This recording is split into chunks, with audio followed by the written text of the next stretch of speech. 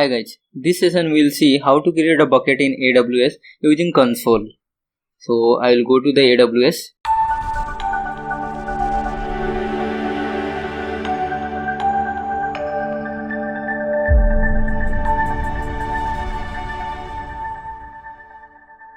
Here if you see, it's a brand new account, so there is no bucket in this S3. So what I'll do, I'll click on the create bucket. So here you will get the option of. So what I will do, I will write. See, there are some rules for this bucket. This bucket should be unique, means because it's follow the DNS naming convention. So this bucket should be unique, or this not contain any space or upper character or any upper character or any space. So basically what I will do, I will write as a tutorial name demo bucket. I will give a unique name. And then you need to select the region. Actually this S3 is present globally, but while creating you need to specify one of the any region. So what I will do, I will provide it as a US East 1, so that is Northern Virginia.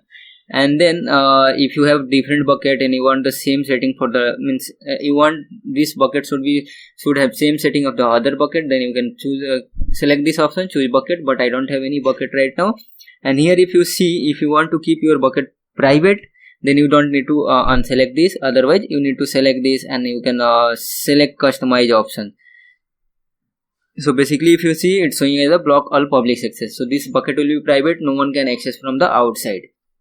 Now suppose you have an object which has a different version. Suppose for the example, if you are changing something in a file, you want to upload this, and again you want to do some changes in the same file, and you want to maintain all the versions from the start to end, then you can do the in a bucket versioning. So but there is some charges based on that for the bucket versioning.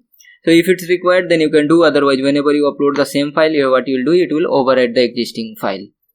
And then so for now I am not keeping as a bucket versioning enable. And then the tag, so tag is optional, but it's useful for tagging of the folder so that it can be identified later on if you required or anyone else required.